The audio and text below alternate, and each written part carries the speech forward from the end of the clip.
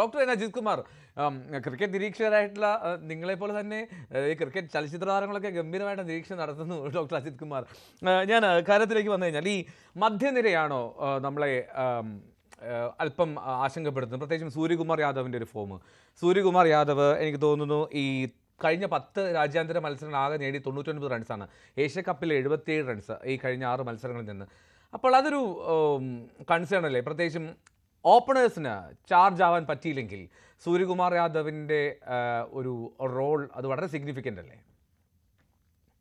തീർച്ചയായിട്ടും. ഇപ്പൊ ആക്ച്വലി സൂര്യകുമാറിന് ബുദ്ധിമുട്ടാത്ത എന്താ ഓപ്പണേഴ്സ് എല്ലാ മത്സരത്തിലും നല്ലൊരു നല്ലൊരു സ്റ്റാർട്ട് കൊടുക്കുന്നുണ്ട്.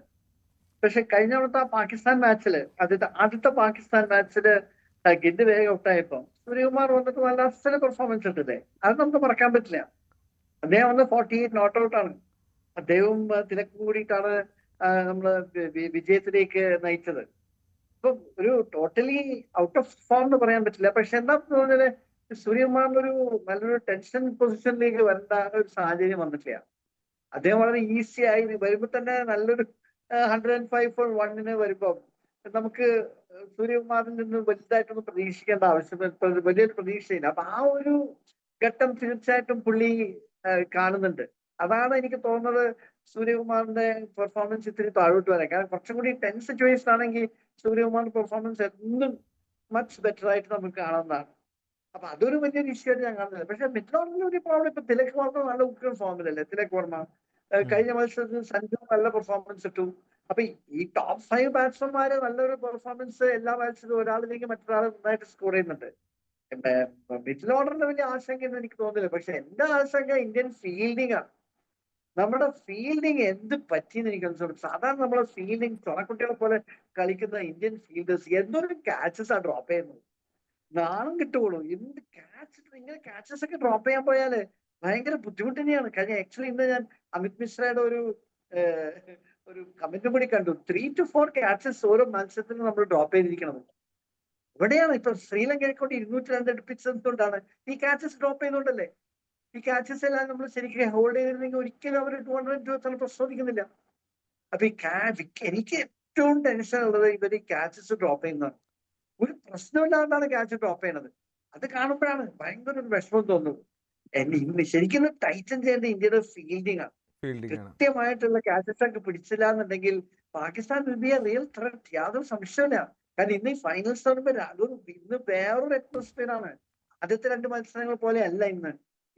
വേറൊരു സ്റ്റേജ് വേറെയാണ്. ഫൈനൽസ് എന്നൊരു സ്റ്റേജ്. അപ്പോ മുമ്പ് നമ്മൾ 2 മത്സരം തോൽപ്പിച്ചിരുന്നു എന്ന് പറഞ്ഞതുകൊണ്ടും ഇവിടെ കാര്യമൊന്നുമില്ല. ഇത് ഏറ്റവും ബെസ്റ്റ് ഗെയിം നമ്മൾ പുറത്തിറക്കിയേ പറ്റും. താങ്കൾ പറഞ്ഞത് മിഡിൽ ഓർഡറിനെ പറ്റി എനിക്ക് വീണ്ടും ഇന്ത്യൻ ബോളിങ്ങിനെ പറ്റിയും കുറച്ച് ആശങ്കയുണ്ട്. ശ്രീലങ്ക എന്ത് ഈസി ആയിട്ടാ 202 എടുത്തത്. ഡോക്ടർ അജിത് കുമാർ, ഒരു അഡീഷൻ, ഇപ്പോൾ വരുന്ന വിവരം ആഡ് ചെയ്തോട്ടെ. ഹാർദിക് പാണ്ഡ്യ ഇതുവരെയും വാമപ്പ് ചെയ്യാൻ ഗ്രൗണ്ടിലേക്ക് എത്തിയിട്ടില്ല എന്നുള്ളതാണ്. ഹാർദിക് പാണ്ഡ്യ ഉണ്ടാകുമോ എന്നുള്ള ചോദ്യമാണ് പ്രധാനമായിട്ടുണ്ടായിരുന്നത്. മിന്നുവിലേക്കാണ് ഞാൻ വരുന്നത്. മിന്നു, ഈ ഫൈനലിൽ ഹാർദിക് പാണ്ഡ്യ ഇല്ലെങ്കിൽ അതൊരു തിരിച്ചടിയാകുമോ ഇന്ത്യക്ക്?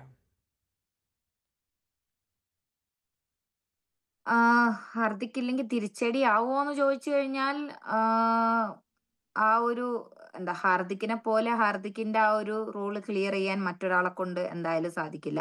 പക്ഷെ തീർച്ചയായിട്ടും ആ ഒരു പൊസിഷനിലേക്ക് ഹാർദിക്കിനെ ഒപ്പം തന്നെ ഹാർദിക്കിന്റെ ആ ഒരു റോള് അവിടെ ചെയ്യാൻ സാധിക്കുന്ന ഒരാൾ തന്നെ തീർച്ചയായിട്ടും അവര് എന്തായാലും എടുക്കുന്നതായിരിക്കും. അല്ലെങ്കിൽ ഉള്ളവരിൽ നിന്ന് അവര് ആ ഒരു ഡ്യൂട്ടി ആ ഒരാൾക്ക് എന്തായാലും റെസ്പോൺസിബിലിറ്റി കൊടുക്കുന്നതായിരിക്കും. അപ്പൊ ഹാർദിക്കിനെ പോലെ തന്നെ ആ ഒരു റെസ്പോൺസിബിലിറ്റി ഏറ്റെടുത്ത് ചെയ്യണമെന്നില്ല. പക്ഷെ ആരാണോ ആ ഒരു പൊസിഷനിൽ വരുന്നത്, കളിക്കുന്നത്, ആ ഒരാൾ തീർച്ചയായിട്ടും, പ്രത്യേകിച്ച് നമ്മളെ ഇന്ത്യക്കാരെ ആണെങ്കിലും എല്ലാ ഇന്ത്യക്കാരെ പോലെ തന്നെ ഒരു എല്ലാവരും വളരെ നല്ല രീതിയിൽ നമുക്ക് കിട്ടുന്ന അവസരങ്ങളിലെല്ലാം ചെയ്ത് കാണിക്കണം എന്ന് വിചാരിക്കുന്ന അഗെയിൻസ്റ്റ് ആയിട്ടുള്ള ടീമിന്റെ കൂടെ കളിക്കുമ്പോഴത്തേക്കും തീർച്ചയായിട്ടും ആ ഒരു പൊസിഷനിൽ ആര് വന്നു കഴിഞ്ഞാലും ആ ഒരു മികവ് തന്നെ കൊണ്ടുവരാൻ സാധിക്കുമെന്ന് പ്രതീക്ഷിക്കുന്നു. ഡോക്ടർ അജിത് കുമാർ, ഇപ്പോൾ മിന്നു സൂചിപ്പിച്ചതുപോലെ ഈ ഹാർദിക്കിനെ പോലെ ആകാൻ ചിലപ്പോൾ മറ്റൊരാൾക്ക് കഴിഞ്ഞെന്ന് വരില്ല. പക്ഷേ അതിനും അപ്പുറത്തേക്ക് ഇന്ത്യൻ ബെഞ്ച് അത് ഗംഭീരമാണ്. അത് ഏതൊരു ടീമും ആഗ്രഹിക്കുന്നതും അസൂയപ്പെടുന്നതുമായിട്ടുള്ളൊരു ബെഞ്ചാണ്. റിങ്കു സിംഗ് ഓപ്ഷനാണ് എന്ന് പറയപ്പെടുന്നു. റിങ്കു സിംഗ് എന്ന ടീമിൽ കളിക്കുമെന്നൊക്കെ പറയുന്നു. ഫൈനലിൽ അത്തരമൊരു നീക്കത്തിലേക്ക് ഇന്ത്യ പോകുമോ? എന്താണ് താങ്കൾ കരുതുന്നത്? എനിക്ക് തോന്നുന്നു ശിവം ദുബെ ടീമിലേക്ക് തിരിച്ചു വരും. കഴിഞ്ഞ മത്സരം ശിവം ദുബെ കളിച്ചില്ല. ശിവം ദുബെയുമാണ് ശരിക്കും ഹാർദിക് പാണ്ഡ്യക്ക് ഒരു ഇഫക്റ്റീവ് റീപ്ലേസ്മെന്റ് എന്റെ അഭിപ്രായത്തിൽ ശിവം ദുബെയാണ്. കാരണം ശിവം ദുബെ നല്ല ഫോമിലാണ്, നന്നായിട്ട് കളിക്കുന്നുണ്ട്, എല്ലാ മത്സരങ്ങളും തിരക്കേട്ടില്ലാണ്ട് നന്നായിട്ട് ബോൾ ചെയ്തിട്ടുമുണ്ട്. ഇൻഫാക്ട് ഇപ്പൊ നമ്മൾ ബോളിംഗ് എടുത്ത് നോക്കിയാൽ ഹാർദിക്കിനെക്കാളും ബെറ്റർ പെർഫോമൻസ് ബോളിംഗ് ശിവം ദുബെയാണ്. മാത്രമല്ല ഒരു ഹാർദിക് പാണ്ഡ്യയുടെ പ്രശ്നം പ്രത്യേകിച്ച് ഒരു മത്സരത്തിൽ അദ്ദേഹത്തിന്റെ ഇടയ്ക്ക് വന്ന് പ്രത്യേകിച്ച് കഴിഞ്ഞ പാകിസ്ഥാൻ മത്സരത്തിൽ 4 വിക്കറ്റ് പെട്ടെന്ന് പോയപ്പോൾ അദ്ദേഹം വന്ന് കളിച്ചതാണ്. അതുകൊണ്ടാണല്ലോ നമ്മൾ കഴിഞ്ഞ മത്സരം വിജയിച്ചത്. അദ്ദേഹവും തിലക് വർമ്മയും കൂടിയിട്ടാണല്ലോ നമ്മൾ ആ 6 വിക്കറ്റ് വിക്ടറിയിലേക്ക് നമ്മളെ കൊണ്ടുപോയത്. പക്ഷെ അദ്ദേഹം ഫിറ്റ് അല്ലെങ്കിൽ എന്ത് ചെയ്യാൻ പറ്റും? അദ്ദേഹത്തിന് ഒരു ഇഫക്റ്റീവ് റീപ്ലേസ്മെന്റ് ഞാൻ കാണുന്നത് ശിവം ദുബെയാണ്. കാരണം റിങ്കു സിംഗിനെക്കാളും ബെറ്റർ ശിവം ദുബെ നന്നായിട്ട് ബോൾ ചെയ്തിട്ടുണ്ട്, മാത്രമല്ല 3-4 മത്സരം കളിച്ചിട്ടുണ്ട്. റിങ്കു സിംഗിന്റെ ടാലന്റിനെ കുറിച്ച് ആർക്കും ഒരു 2 അഭിപ്രായങ്ങൾ ഇല്ലെങ്കിലും ഒരു ഫൈനൽ മത്സരത്തിൽ അത് തന്നെ റിങ്കു സിംഗിനെ അവര് ട്രൈ ചെയ്യുമെന്ന് എനിക്ക് സംശയമുണ്ട്. എന്റെ ഒരു ഫീലിംഗ് ഇതാണ്. ശിവം ദുബെ തിരിച്ചു വരും ഹാർദിക്കിന് പകരം. കഴിഞ്ഞ മത്സരത്തില് ശിവം ദുബെ കളിച്ചില്ല. ഹർഷത്തിന് പകരം എന്താണ് ബുംറയും തിരിച്ചു വന്നാൽ ടീം വളരെ പെർഫെക്റ്റ് ആയി. ഇന്ന് പറഞ്ഞ പോലെ ഹാർദിക്കിനെ റീപ്ലേസ് ചെയ്യാൻ ഹാർദിക്ക് മാത്രമേ ഉള്ളൂ. പക്ഷെ എന്ത് ചെയ്യാൻ, അദ്ദേഹം ആക്സിഡന്റ് ആകുമ്പോ മിന്നു വളരെ കറക്റ്റ് ആയിട്ട് പറഞ്ഞു. അദ്ദേഹത്തിന് റീപ്ലേസ്മെന്റ് ആയിട്ട് നാം കാണുന്നത് എന്റെ അഭിപ്രായത്തിൽ ശിവം ദുബെ തന്നെയാണ്. ഓക്കെ, സോണി ചെറുതൂരുടെ നമ്മളൊപ്പം ചേരുന്നുണ്ട്. സോണി, സ്വാഗതം. ഇപ്പോൾ ഡോക്ടർ അജിത് കുമാറും മിന്നുമണിയൊക്കെ സൂചിപ്പിച്ച പോലെ ഈ ഹാർദിക് പാണ്ഡ്യ അതൊരു പ്രത്യേക ഫാക്ടർ തന്നെയാണ് ഇന്ത്യൻ ടീമിൽ. എസ്പെഷ്യലി പാകിസ്ഥാനെതിരായിട്ടുള്ള മത്സരങ്ങൾ വരുമ്പോൾ ഹാർദിക് പാണ്ഡ്യയുടെ ഒരു വല്ലാത്തൊരു ഊർജ്ജം കാണാറുണ്ട്. അപ്പോൾ ആ ഊർജ്ജം ഇന്ന് ഇന്ത്യക്ക് നഷ്ടമാകുമെന്ന് തോന്നുന്നുണ്ടോ? റിങ്കു സിംഗോ അല്ലെങ്കിൽ ദുബെയോ ടീമിലെത്തിയാൽ ആ ഗ്യാപ്പ് നികത്താൻ സൂര്യകുമാർ യാദവിനും സംഘത്തിനും കഴിയുമോ? ബുദ്ധിമുട്ടാണ്. കാരണം നമുക്കറിയാം ഏത് ഫോർമാറ്റിലും ഇത്തരത്തിൽ ബാറ്റിങ്ങിലും ബോളിങ്ങിലും ഒരുപോലെ തങ്ങാൻ സാധിക്കുന്ന ഒരു താരം. അത് താങ്കൾ സൂചിപ്പിച്ചത് അദ്ദേഹത്തിന്റെ എനർജി, പ്രത്യേകിച്ച് പാകിസ്ഥാനെതിരെ കളിക്കുമ്പോൾ അദ്ദേഹത്തിന്റെ ഏറ്റവും മികച്ച പുറത്തെടുക്കാൻ സാധിക്കും നോക്കുന്നൊക്കെ ആലോചിക്കുമ്പോൾ അദ്ദേഹത്തെ റീപ്ലേസ് ചെയ്യുക എന്നുള്ളത് എളുപ്പമുള്ള കാര്യമല്ല. അത് ശിവം ദുബെയാണ് ഒരുപക്ഷെ ഒരു ലൈക്ക് ഫോർ ലൈക്ക് റീപ്ലേസ്മെന്റ് എന്ന് നമുക്ക് പറയാൻ സാധിക്കുക. പക്ഷെ ഈ സീരീസിൽ ഉടനീളം എനിക്ക് പുതിയ പന്തിൽ നല്ല ബ്രേക്ക് ത്രൂസ് ഉണ്ടാക്കിയെടുക്കാൻ ഹാർദിക് പാണ്ഡ്യക്ക് സാധിച്ചിട്ടുണ്ട്. ഒരുപക്ഷെ ഇന്ത്യയുടെ പദ്ധതികൾ, അവരുടെ പ്ലാനിങ്ങും ഒക്കെ തന്നെ അതുമായിട്ട് ബന്ധപ്പെട്ടായിരുന്നു. ബുംറ പല മത്സരങ്ങളിലും ആദ്യ 6 ഓവറുകളിലൊക്കെ കൂടുതൽ എറിഞ്ഞിട്ടുണ്ടെങ്കിൽ പോലും അദ്ദേഹത്തെ വളരെ നന്നായിട്ട് ഉപയോഗിക്കാൻ സാധിക്കുക ആ ഒരു ബോളിംഗിൽ ഫ്ലെക്സിബിലിറ്റി ഉള്ളപ്പോഴാണ് അവിടെ ഒരുപക്ഷെ ഇന്ത്യക്ക് ചില പുതിയ പ്ലാനിങ് ആവശ്യമായി വന്നേക്കും. റൈറ്റ്, അതാണ് പ്രധാനപ്പെട്ട കാര്യം. മിന്നു, ഞാനൊരു കാര്യം ചോദിക്കട്ടെ. ഇപ്പോൾ നമ്മൾ ഹാർദിക്കിൻ്റെ കാര്യം പറഞ്ഞു. അപ്പോൾ ഈ ഒരു അടിസ്ഥാനത്തിൽ ഒരു ബാറ്റിംഗ് ഓർഡറിലുള്ള ഒരു ചേഞ്ചിന് സാധ്യതയുണ്ടോ? മിന്നുമണി എന്താണ് കരുതുന്നത്? ഫൈനലിൽ ഒരു ബാറ്റിംഗ് ഓർഡർ സാധ്യത ഇന്ത്യ അങ്ങനത്തെ ഒരു തീരുമാനത്തിലേക്ക് ഇന്ത്യ പോകുമോ? ബാറ്റിംഗ് ഓർഡറിൽ ചേഞ്ചസ് എന്നെ സംബന്ധിച്ച് എനിക്ക് അങ്ങനെ തോന്നുന്നില്ല.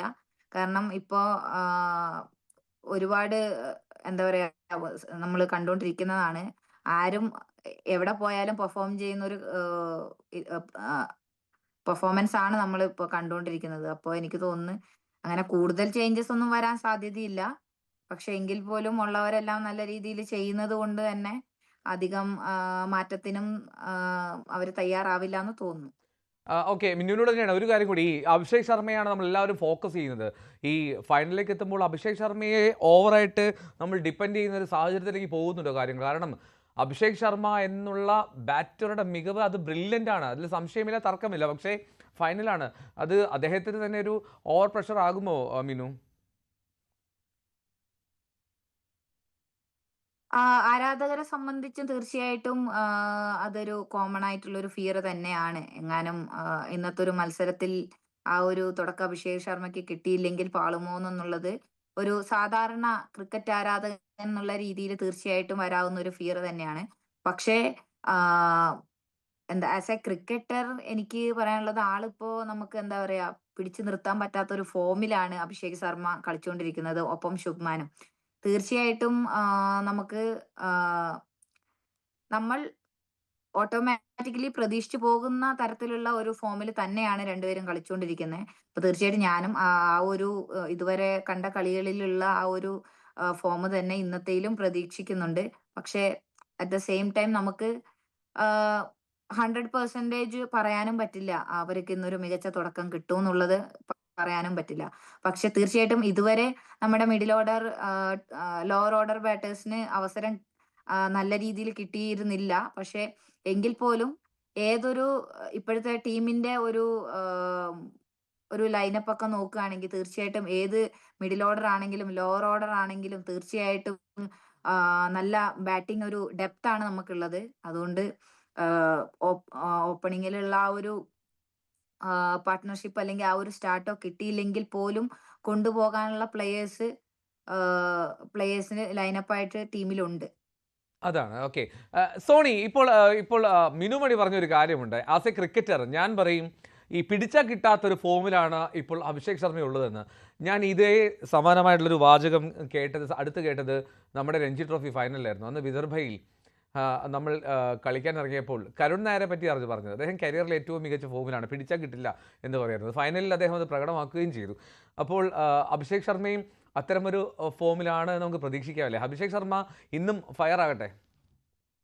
അല്ല, നമുക്ക് യുവരാജ് സിംഗിന്റെ ഒക്കെ 2008 ആ പ്രകടനങ്ങളാണ് എനിക്ക് ഓർമ്മ വരുന്നത്. അദ്ദേഹത്തിന്റെ മെന്ററാണ് യുവരാജ് സിംഗ്. അദ്ദേഹം ഇത്തരത്തിലുള്ള ഒരു മത്സരങ്ങളെ ഒറ്റയ്ക്ക് ജയിപ്പിച്ചുകൊണ്ട് മുന്നേറുന്നത് പല ടൂർണമെന്റുകളിൽ നമ്മൾ കണ്ടിട്ടുണ്ട്. അത് പക്ഷേ ഫൈനൽ മത്സരത്തിൽ ഇത്രയൊക്കെ ചെയ്തിട്ട് ഫൈനലിൽ അടിക്കാതായി പോകുന്നുള്ള ഒരു സാധാരണമായ ഒരു ക്രിക്കറ്റ് ആരാധകന്റെ ആ ഒരു വിഷമവും അല്ലെങ്കിൽ ആ ഒരു സമ്മർദ്ദവും ഒക്കെയാണ് നമുക്ക് ഒരു ഇന്ത്യൻ ക്രിക്കറ്റ് പ്രേമിയുടെ മനസ്സിലൊക്കെ ഉള്ളത്. പക്ഷേ അഭിഷേക് ശർമ്മയ്ക്ക് അത്തരത്തിലുള്ള സമ്മർദ്ദം ഉണ്ടെന്ന് അദ്ദേഹത്തിന്റെ ബാറ്റിംഗ് കാണുമ്പോൾ തോന്നുന്നില്ല. യാതൊന്നും ചിന്തിക്കാതെ ആദ്യ പന്ത് മുതൽ തന്നെ അറ്റാക്കിങ്ങിലേക്ക് കൊണ്ടുവരാൻ, പലപ്പോഴും ഒരറ്റത്ത് ബാക്കിയുള്ളവരൊക്കെ സ്ട്രഗിൾ ചെയ്യുമ്പോഴും മറ്റൊരു വിക്കറ്റിലാണ് താൻ കളിക്കുന്നത് എന്നുള്ള ഒരു പ്രതീതിയാണ് അദ്ദേഹം ബാറ്റ് ചെയ്യുമ്പോൾ നമുക്ക് ലഭിച്ചിട്ടുള്ളത്. അത്തരത്തിൽ തന്നെ ഫൈനലിൽ തുടങ്ങാനും അല്ലെങ്കിൽ അങ്ങനെ കൊണ്ടുപോകാനും തന്നെ ആയിരിക്കും അദ്ദേഹം ശ്രമിക്കുന്നത്. വളരെ ഫിയർലെസ് ആയിട്ടുള്ള ഒരു അപ്രോച്ചാണ് ഈ സീസണിൽ അദ്ദേഹം കാഴ്ചവെച്ചിട്ടുള്ളത്. അത് തുടരുക തന്നെ വേണം. പ്രത്യേകിച്ച് ആദ്യ 6 ഓവറുകൾ നമുക്ക് അനുകൂലമായി കഴിഞ്ഞാൽ പാകിസ്ഥാൻ വളരെ ബുദ്ധിമുട്ടായിരിക്കും തിരിച്ചു വരാനായിട്ട്.